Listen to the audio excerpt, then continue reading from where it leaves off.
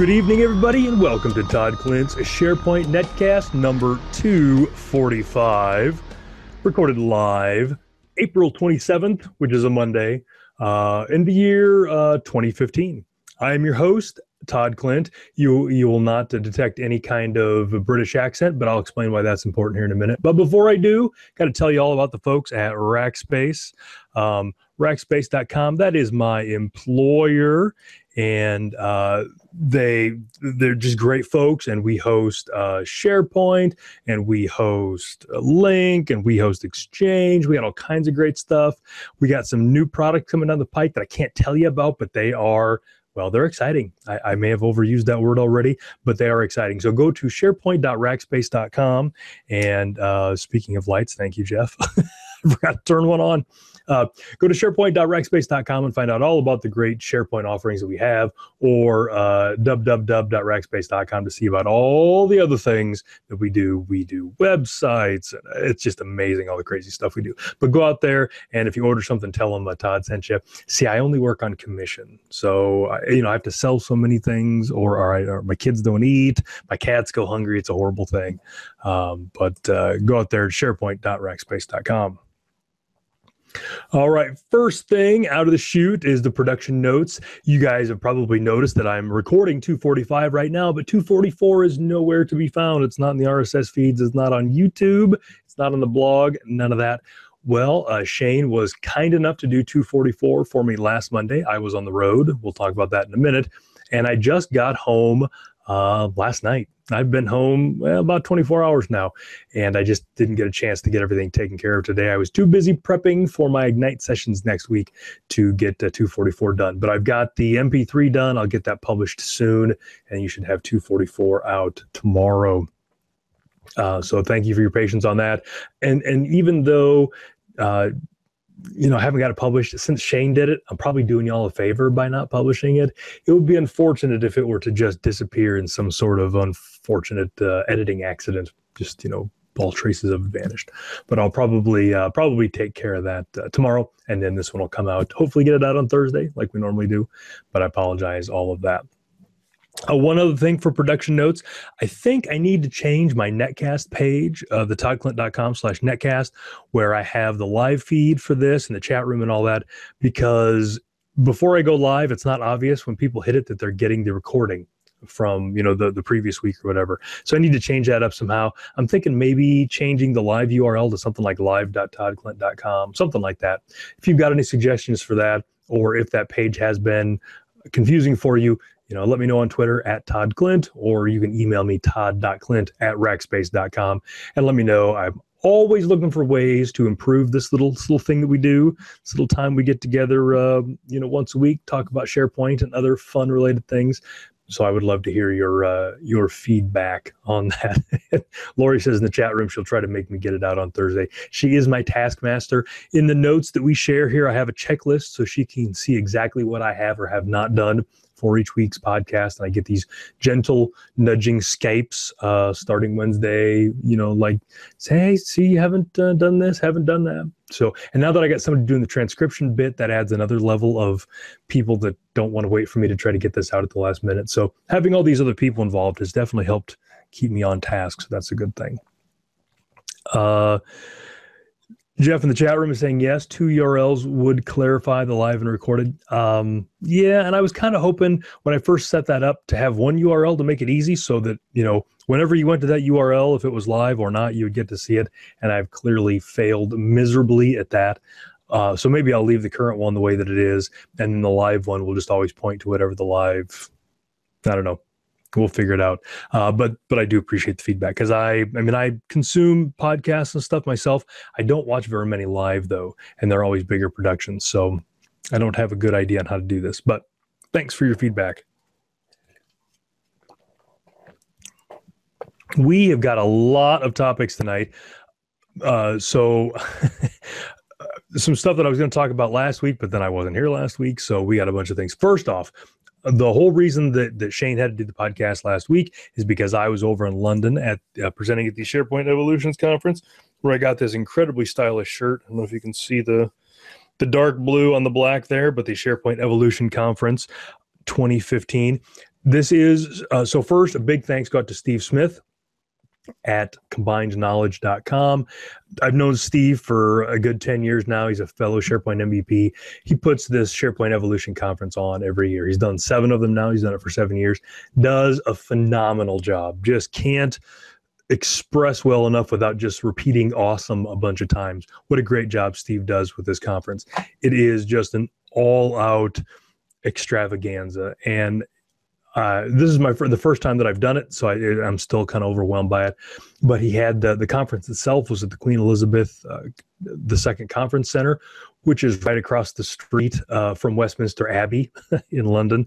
So all that stuff in Westminster, Parliament, Big Ben, Westminster Abbey, all that stuff is right in the same area, and this conference center is right in the middle of all that. It was a great time. He also put on a great conference party. The conference party was at a place called the Club de Paris in Trafalgar Square, and it was just an amazing, cool party. Big club, and had little clubs off to the side. There was a live band. There was also a DJ group that was there. Then there were also some dancers that did silk work and hook. It was it was just constant. Oh my God, I can't believe it was good stuff. So I had a lot of fun there.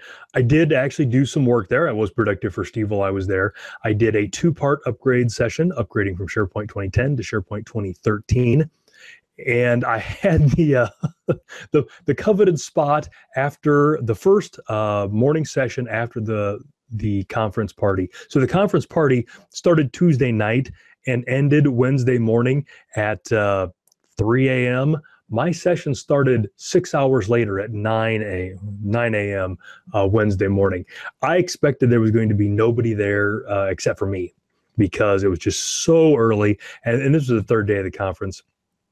But the room was good and packed, a lot of people, lively people. It might not have hurt that Rackspace was giving away some little rubber balls with lights in them at their booth, and I had some of those, and I threatened to throw them at people if I saw them sleeping. That might have been what kept them honest.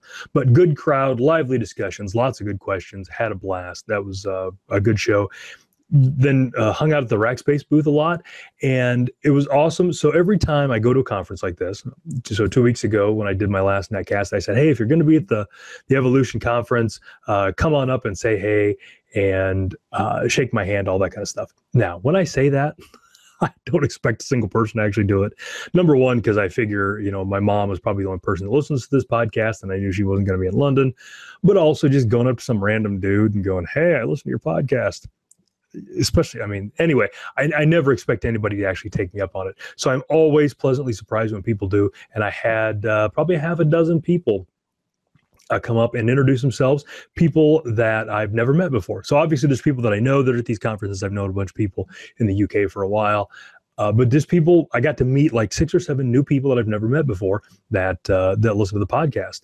And that's awesome. That was big fun. So thanks to those folks that came up and introduced themselves. That was great. I spent a lot of time talking to you guys and had a great conversations with all of you. So, and I can't remember all of your names, so I don't want to say any names because I don't want to forget anybody. But I do appreciate you. You know who you are when you came up, and it means the world to me. Doing this podcast is a lot of work, and doing it every week is a lot of work. And having things like that when I go over to conferences and meet new people, all because they listen to this, helps keep me motivated. So thanks to all that. I appreciate that.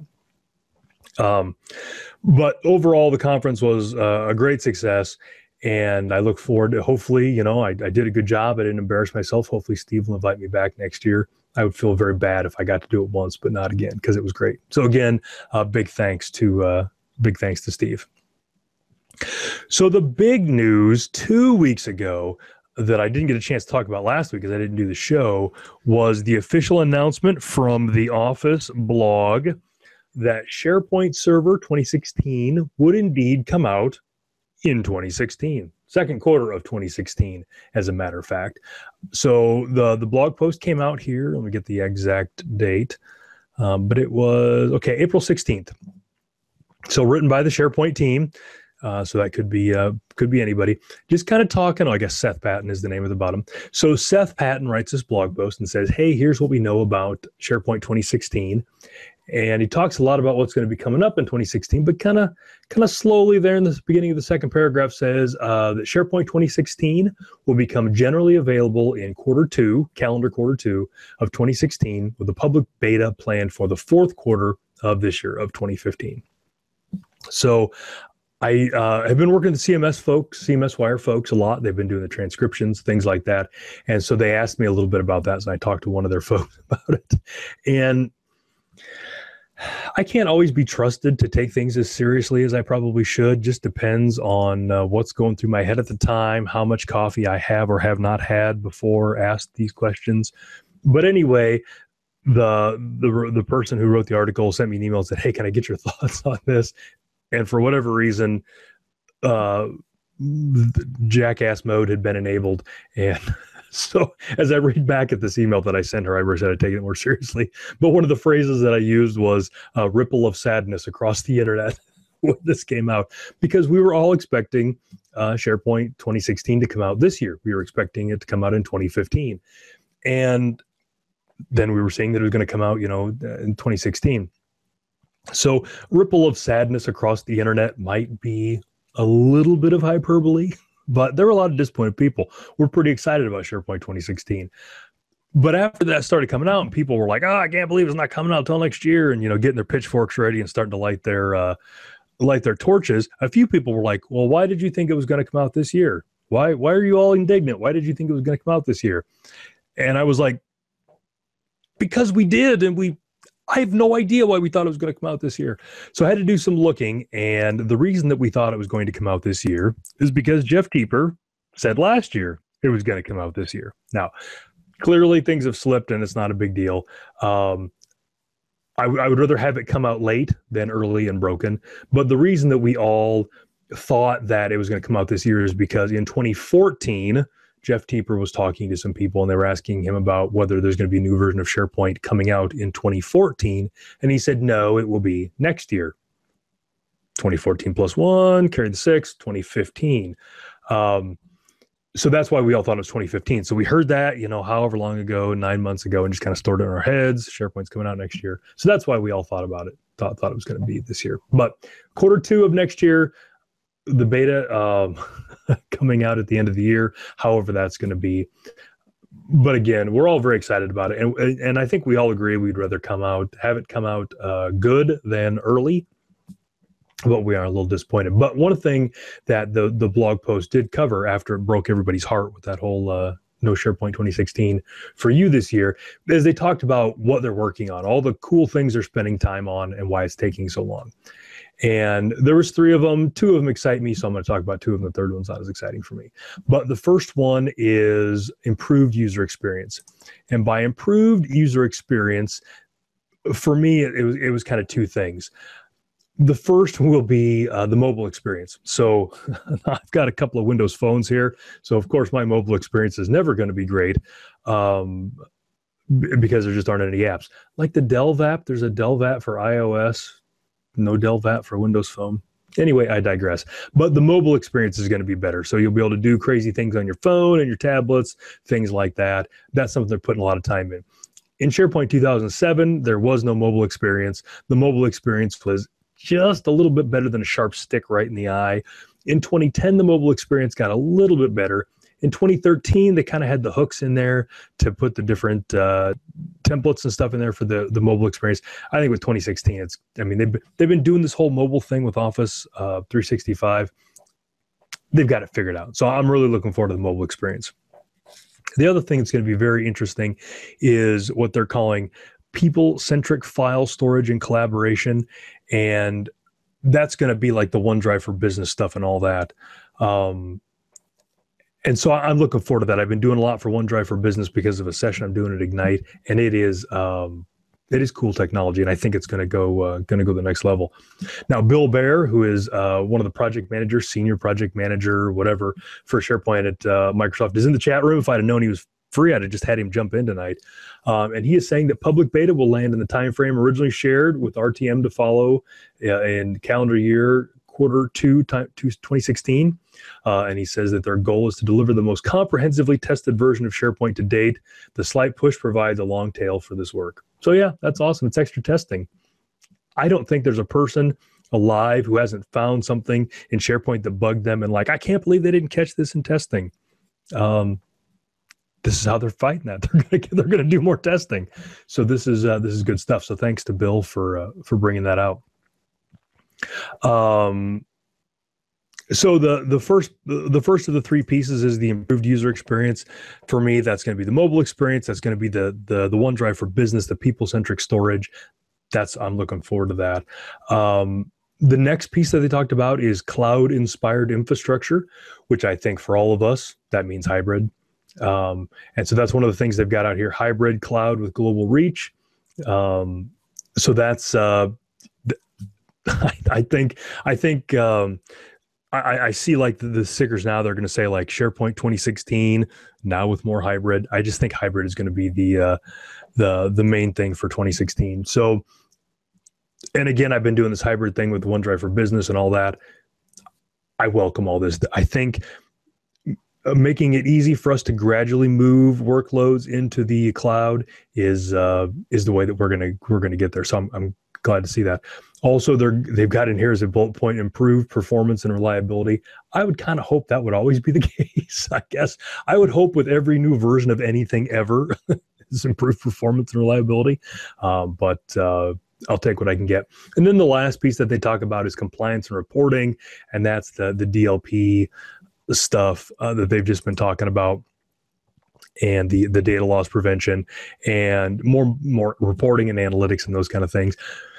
That's not so exciting to me, but I understand that is one of the things that customers for Office 365 want. And so it's good that they're going to be adding those things. But again, like Bill said, it's going to be more testing, and I think you just can't beat that. And so again, while the sadness is rippling through me, I understand. I'll let it go. I used to work at a software company. I understand how these things happen.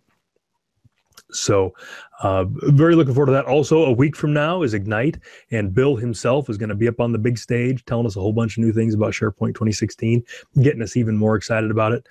So I look forward to all that.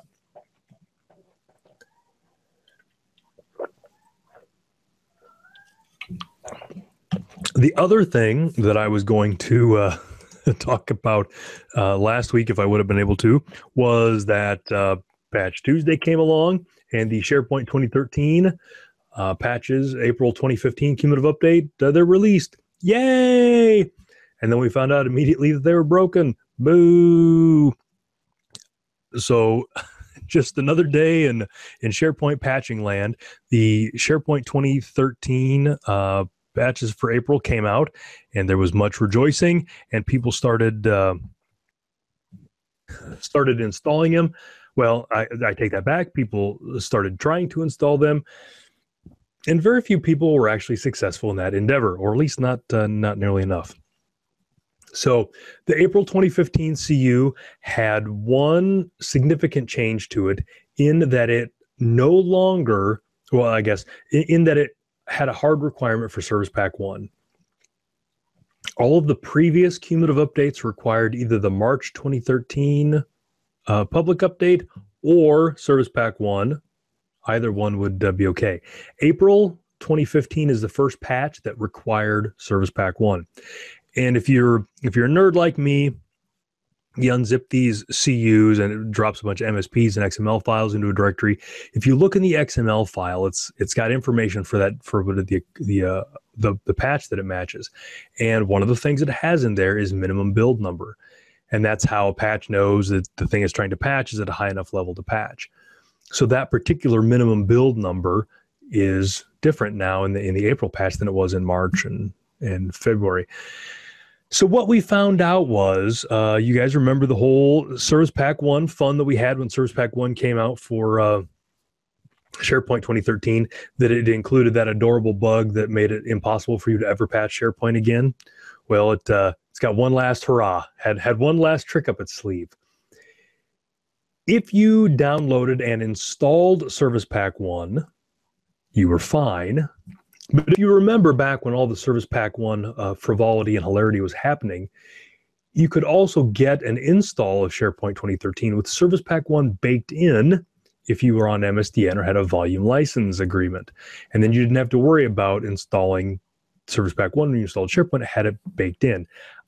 Not slipstreamed, though that's a pedantic thing. But it was included. And that was one way that got you around this problem, that installed Service Pack 1 didn't have the you can never patch SharePoint again bug. And it's also required, you have to have that build, that install of SharePoint, if you're trying to install on Windows 2012 R2, because the prerequisite installer understands some underlying changes that are made in Windows. So the guidance, after all that happened, at least the guidance I told people, is if you can get your hands on MSDN or volume license, if you're licensed for it, install with that media, saves you from having to install Service Pack 1. You can put it on Windows 2012 R2. Everybody be happy. Until April. And so what happened was there was just an ever so slight difference in build number between those two, deep in the bowels of SharePoint. And the April 2015 CU can tell them apart. And it will not install on the volume license or MSDN installation. It will not install on the installation that you need if you're on Windows 2012 R2, because it doesn't find the bit that it needs to say, oh yeah, you've got Service Pack 1, even though you've got Service Pack 1. So the fix for it is very easy. You just have to download Service Pack 1 and install it on the farm to get that bit switched. So you're saying, but why should I have to install Service Pack 1? I've already got a Service Pack 1. Well, you got to install Service Pack 1. And then you say, well, I can't install Service Pack 1. I'm running the November 2014 CU and Service Pack 1 is older. I know. Install Service Pack 1. Trust me. Install Service Pack 1.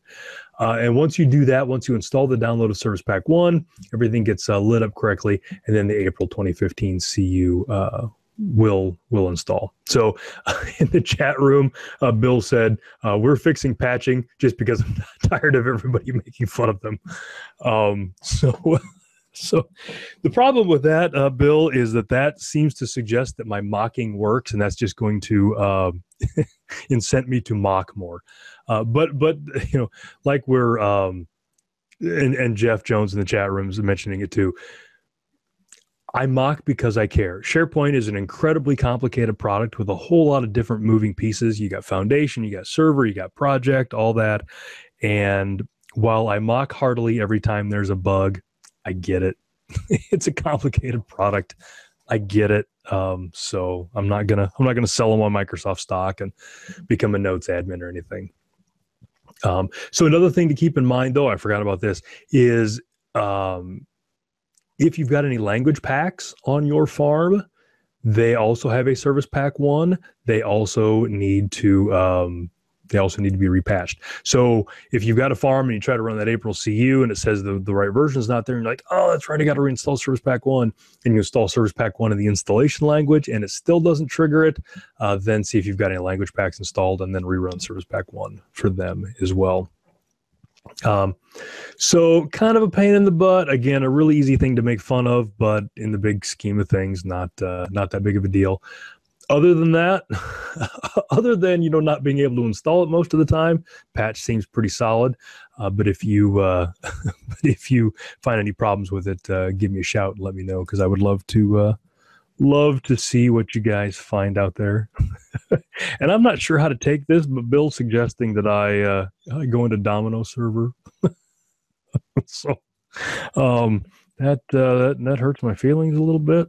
Bill and I have known each other for a while. He knows my skills, and he thinks maybe I should be a Domino server admin. Not sure how to take that. So that's enough bagging on Bill and his patches. I know Bill probably gonna cry himself to sleep tonight, curled up in the fetal position, rocking back and forth, wife patting him on the hat. It'll be okay, Bill. It'll be okay. So one other thing that I wanted to bring up from a couple of weeks ago, and this I brought this one up a couple of times, and this is the SharePoint client browser. This is a Codeplex project. You can find out about it at spcb.codeplex.com. And this is a Codeplex project that kind of lets you see some of the property bag things about all that. About your SharePoint farm. Works with SharePoint on-prem, but lets you do things like see your workflows and see what settings are set up. Great little project. Bram de Jager put it out, and he's had this out for a while, and it's good for guys like you and I that like to just get in and see what's going on behind the scenes in SharePoint, or if you're troubleshooting weird things. It's a great little tool. Big fan of that. Pull it out every once in a while when I'm poking SharePoint, and I had to use it a couple weeks ago for something. I'm like, I haven't talked about this for a while, so I thought I'd talk about that.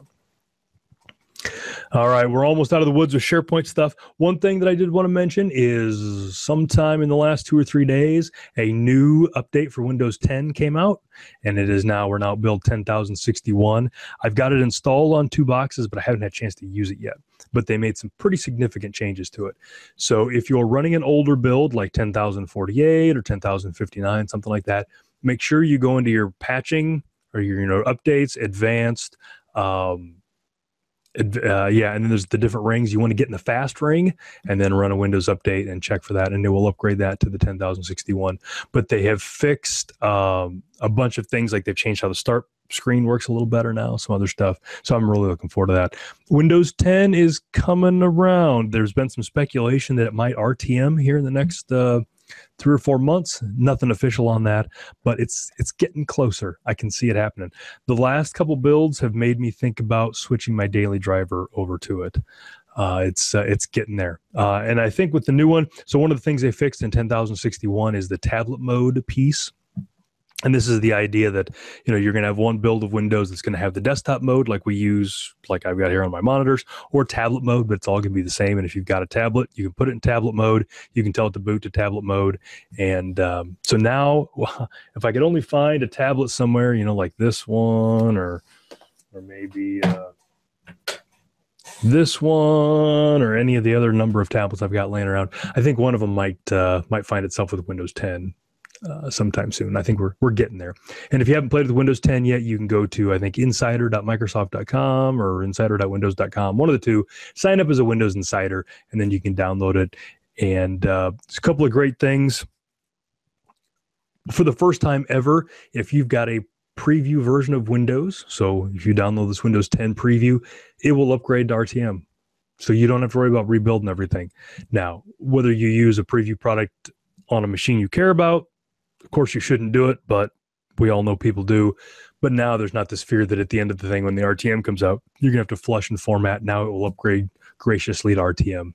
So that's pretty cool. Also, the preview that's out right now will also upgrade Windows 7 and Windows 8. And I'll put a link in the show notes, but there's a patch that you can install on Windows 7 or Windows 8. Run Windows Update, and it will upgrade you to Windows 10. It is the damnedest thing I've ever seen. I did it on a Windows 7 box. I've got a Windows 7 laptop, and it was my daily driver for a while, and it had like VMware Workstation and Office and all this crazy stuff. And I did it. I upgraded it to Windows 10, and it worked. And I was shocked and amazed, and it still works. I just didn't. I skipped a full version of Windows through Windows Update. I didn't think it was possible, but it did. And it's going out there and updating every time it's in the fast ring. So crazy stuff there. The folks at Microsoft they're doing some amazing things. So that was pretty cool. But check that out if you haven't already. All right. Finally, wanted to talk a little bit. So next week, there's probably not going to be a podcast because a week from now, hopefully, I'm going to be at a party somewhere like a SharePoint or something like that. So many things going on. Next week is Ignite. I'm so excited. I'm terrified and not as prepared as I wished I was, but pretty excited. And so I want to take a minute, because hopefully I'll get this out in time for people who are going to be at Ignite, to talk a little bit about some of the things that are going on at Ignite. First off, Laura Rogers and I are going to be doing an all-day session on Sunday about OneDrive.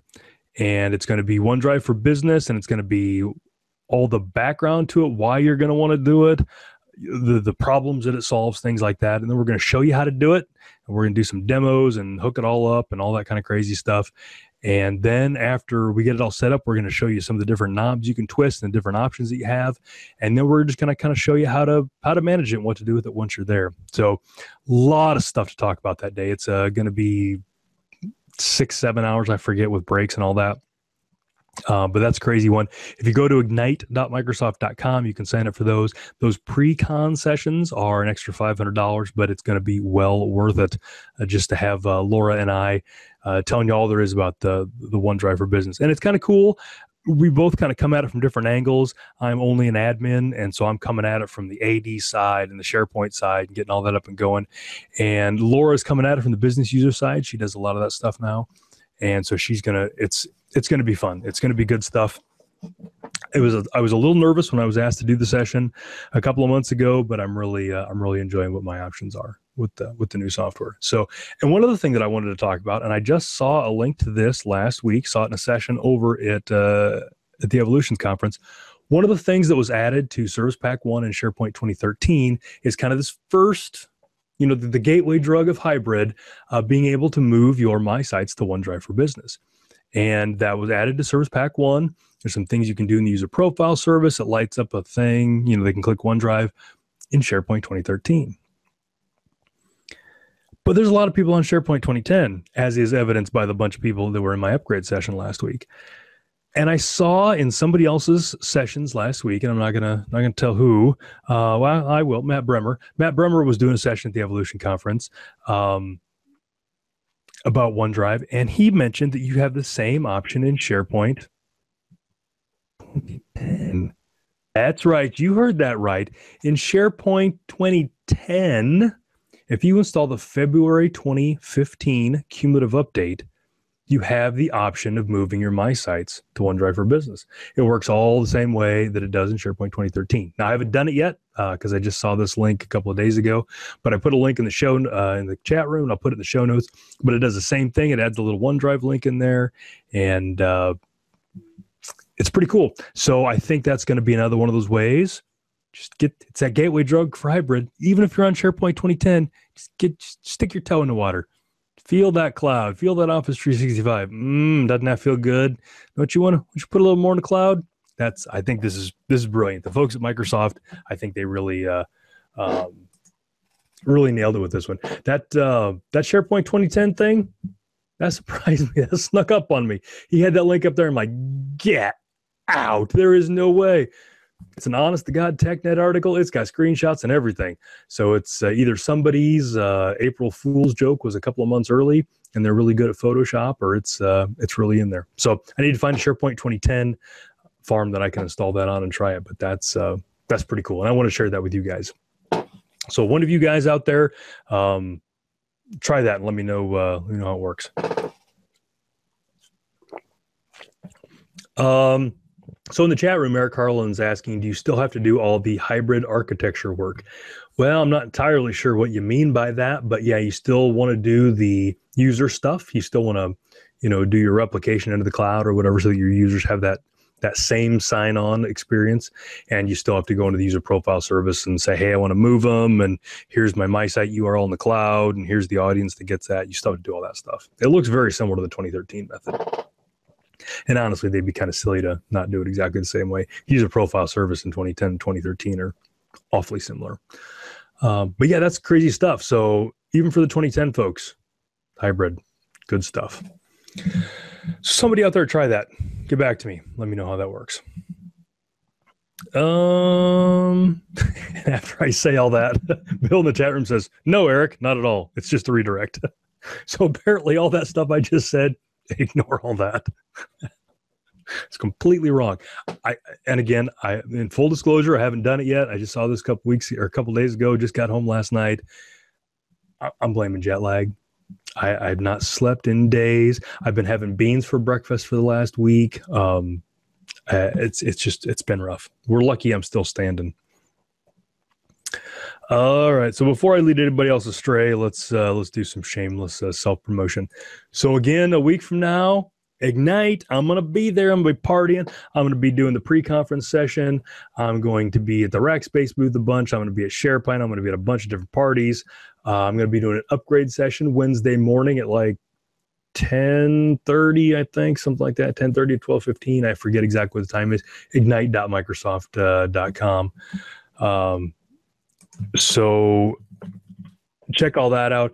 Again, going to be at the Rackspace booth. We were going to have a booth there. I don't know what all my schedule is going to be, but swing by there. And again, if you're a podcast listener, swing by and say hello. Would love to chat with you. Would love to see what you like about the podcast. That conversation is usually pretty short. And then what I can do better, that one gets a little longer. But not going to do a podcast because I think it's just going to be too busy. Next Monday night is going to be SharePoint. I don't know. I'm going to try to do some video stuff. I'll take my video recorder with me. Maybe take my GoPro, which would be in here, except it's not. But imagine there's a GoPro in here. Maybe do some recording because everybody's going to be there. There's going to be a lot of folks there. And then I'm also going to be doing the PowerShell booth, and I forget what day that is. Thursday, I forget.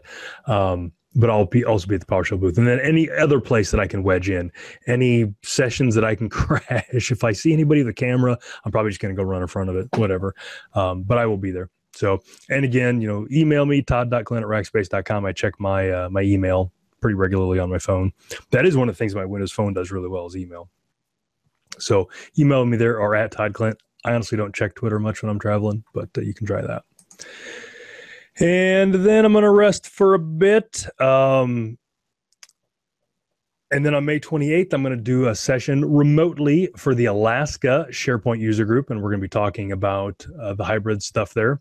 And since that's online, anybody can watch it. You don't have to be Alaskan. So you can watch that from anywhere. And the link for that is on their user group page. That is at akspug.org, alaskaspug.org. And I'm going to be talking about hybrid, and I'm going to be talking about the OneDrive for Business. I'm going to be talking about authentication and search, and then any cool things that we learn about next week at Ignite. And that hybrid's going to be a big thing there. So I expect to see a lot of new information there.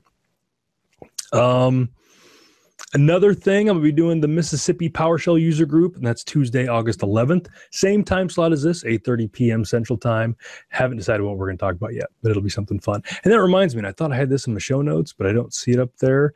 Had Jeff Hicks on a couple weeks ago. He's a PowerShell MVP, and that went over pretty well. And I've had some requests for to kind of add a PowerShell podcast to the stable of Todd Klindt podcasts, the stable of one, the Todd Klindt podcasting network. One show, most weeks, one show. But I've had some requests about doing a podcasting or a PowerShell podcast.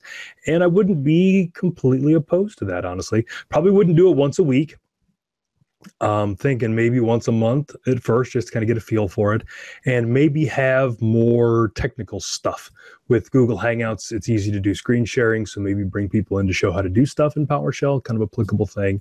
So if that's something you're interested in, if you just can't torture yourself enough and listening to this for a half an hour to an hour each week is not enough and you want to add more, you want to do some PowerShell, shoot me a line, at Todd Klindt on Twitter, or email me and let me know if you'd be interested in that. So Lori's asking in the chat room if it would be an addition to this. It would be an addition to this. So I would still do this one once a week, and then sometime during the month I would do an additional PowerShell only podcast. So now, as my producer Lori's asking if she gets a raise, absolutely, I will double your current pay. If we're going to do 2 podcasts, you should get paid twice as much as you get paid for this podcast. Double. There you go. It's the least I can do. It truly is the least. I could not do any less. But let me know if you're interested in that. I'd be curious what you think. And so again, Mississippi PowerShell user group, August 11th. And then in September, I'm going to be down in Branson, Missouri, September 18th and 19th for SharePoint Evolution. Still not sure what I'm going to be talking about there, but Mark Rackley has graciously agreed to let me come crash his big party down there. So you can go to SharePoint Evolution, and I didn't copy my links over. You can go to SharePointEvolution.org and find out all about that. It's not free, but it's cheap. It's like $25-$30, something like that. And it's a big SharePoint party. And it's just confirmed $25. Great party, lots of SharePoint, lots of good stuff. So SharePointEvolution.org. I will see you there, and hopefully in September. So thanks again. Sorry for the folks in the chat room. We ran a little late tonight. Had some technical difficulties. It's been a while since we've had that. Man, that was every week for years and years. Now it only comes up once a month. And it wasn't even me. I wasn't going to point any fingers, but Lori called herself out in the chat room for that. So thanks, everybody. Again, you get next week off because I'm going to be at Ignite. But if you're at Ignite, come find me or I'll come find you. Thanks, everybody in the chat room. I'm going to stick around for a while, so don't go anywhere. But thanks, everybody. I will see you in 2 weeks, and I'll probably still be tired. And if I drank, I would probably still be hungover from Ignite. But we'll see each other in 2 weeks. Thanks. Have a good night.